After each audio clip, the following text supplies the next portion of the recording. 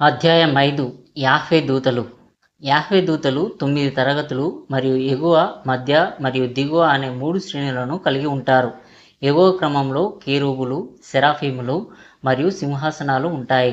వీరిని పూజారులు, కుమ్రే మరియు ప్రధాన యాజకులు మరియు ఏలోహిం సింహాసనాన్ని మోసేవారు అని పిలుస్తారు. మధ్య క్రమంలో ప్రభువులు, అధికారాలు మరియు పాలకులు ఉంటారు. వీరిని పూజారులు అని పిలుస్తారు, ఎందుకంటే వారు తమ పైనున్న వారి నుండి ప్రత్యక్షతలను పొందుతారు.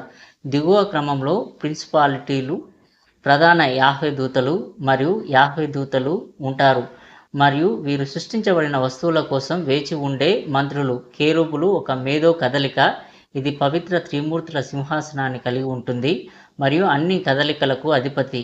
వారు తమ తరగతులను మరియు వారి క్రింద ఉన్నవారిని ఎల్లప్పుడూ జాగ్రత్తగా చూసుకుంటారు. కళ్ళతో నిండిన అనే బిరుదు గురించి వారికి వర్తించబడిన ఈ కళ్ళు త్రిత్వపు ప్రత్యక్షతల రహస్యాన్ని సూచిస్తాయి. వారి తల మరియు వాటిలో అగ్రగామి మరియు అత్యున్నతమైనది. ఏలోహింకి మరియు అతని సృష్టికి మధ్యవర్తి అయిన గాబ్రియేలు.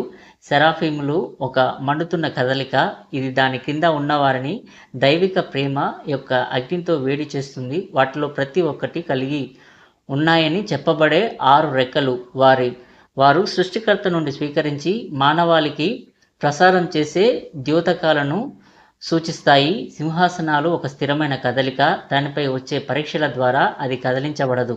ప్రభువులు దాని కింద ఉన్న కదలికల ప్రభుత్వానికి అప్పగింపబడిన కదలిక మరియు అది రాక్షసులు సృష్టించబడిన వస్తువులను గాయపరచకుండా నిరోధిస్తుంది. శక్తులు ఒక శక్తివంతమైన కదలిక, ఏలోహిం చిత్తానికి సేవకుడు మరియు ఇది యుద్ధంలో కొంతమంది పాలకులను విజయాన్ని మరియు ఇతరులకు ఓటమిని ఇస్తుంది. పాలకులు ఆధ్యాత్మిక సంపదపై అధికారం కలిగి ఉన్న కదలిక, సృష్టికర్త సంకల్పం ప్రకారం వాటిని దాని సహచరులకు పంపిణీ చేస్తుంది. ఈ తరగతి యాహ్వే దూతలను ప్రకాశకులు, సూర్యుడు, చంద్రుడు మరియు నక్షత్రాలను పరిపాలిస్తారు. ప్రిన్సిపాలిటీలు వర్షం, మేఘాలు, మెరుపులు, ఉరుములు, సుడిగాలులు, తుఫానులు, గాలులు మరియు ఇతర అతీంద్రియ అవతారాల ఎగువ ఈథర్ దిశను కలిగి ఉన్న నిర్వచించబడిన కదలిక. ప్రధాన దేవదూతలు ఒక వేగవంతమైన కార్యాచరణ కదలిక, వీరి చేతుల్లో అడవి జంతువులు, పశువులు, రెక్కలు గల పక్షులు, సరీసృపాలు మరియు మనిషి తప్ప దోమ నుండి ఏనుగు వరకు ప్రాణం ఉన్న ప్రతి దానిపై ప్రభుత్వం అప్పగించబడుతుంది. యాహ్వే దూతలు భూమిపై మరియు స్వర్గంలో ఉన్న ప్రతి దాని గురించి ఆధ్యాత్మిక జ్ఞానం కలిగి ఉన్న కదలిక. మనలో ప్రతి ఒక్కరితో సంరక్షక యాహ్వే దూత అని పిలువబడే ఈ గుంపుకు చెందిన ఒక యాహ్వే దూత ఉన్నాడు. అతను మనిషిని అతని గర్భం నుండి సాధారణ పునరుత్థానం వరకు నడిపిస్తాడు. ఈ దేవదూతల తరగతుల్లో ప్రతి ఒక్కరి సంఖ్య ఆదాము నుండి పునరుత్థానం వరకు ఉన్న మొత్తం మానవాళి సంఖ్యకు సమానం.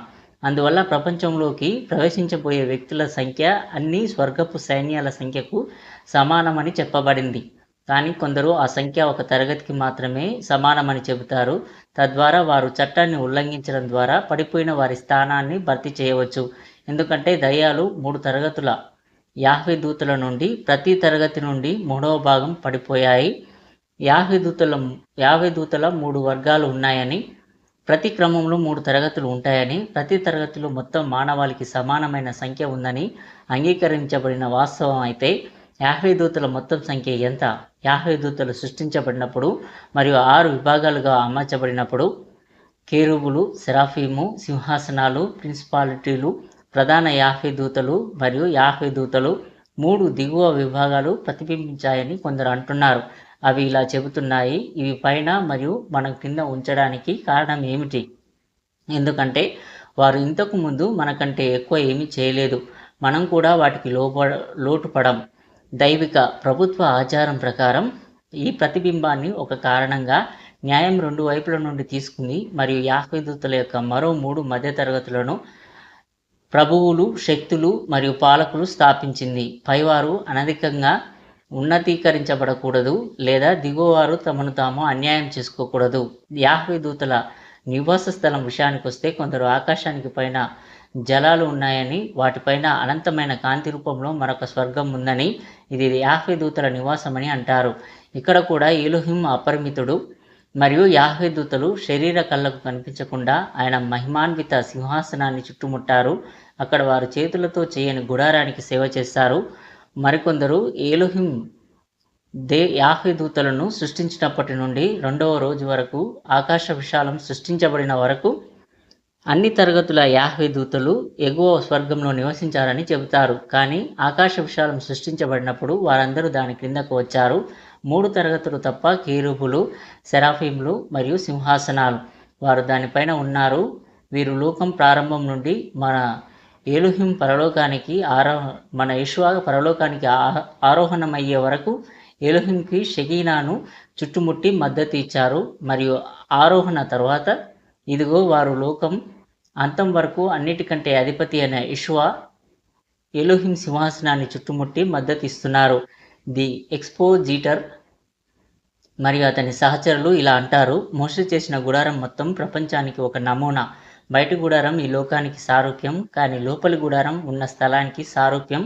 యాజకులు రోజు బయటికి గుడారంలో సేవ చేసినట్లే ప్రధాన యాజకుడు మాత్రమే సంవత్సరానికి ఒకసారి లోపలి గుడారంలోకి ప్రవేశించాడు. కాబట్టి అన్ని వివేకవంతులు, యాహ్వే దూతలు మరియు మానవులలో మన ఒప్పుకోలుకు ప్రధాన యాజకుడైన యెషువా మెస్సియా తప్ప మరెవరూ ఆకాశానికి పైన స్థలంలో ప్రవేశించలేదు.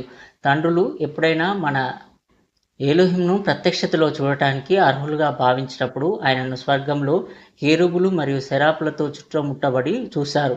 అందువల్ల కొందరు స్వర్గం పైన యాహ్వే దూతలు ఉన్నారని అంటారు. ఈ స్వర్గపు సైన్యాలన్నీ దృశ్యం మరియు వినికిడి రెండింటినీ ప్రత్యక్షపరుస్తాయి. కానీ కేరూబులు దృశ్యం ద్వారా మాత్రమే ప్రత్యక్షమవుతారు, ఎందుకంటే వారికి మరియు ఏలోహింకి మధ్యవర్తి లేడు. యాహ్వే దూతలకు మిగిలిన వివేకవంతుల కంటే ఉన్నతమైన తెలివితేటలు ఉన్నాయి. మనిషికి బలమైన కోరిక ఉంటుంది మరియు దయ్యాలకు కోపం ఎక్కువ. అధస్సుచీలు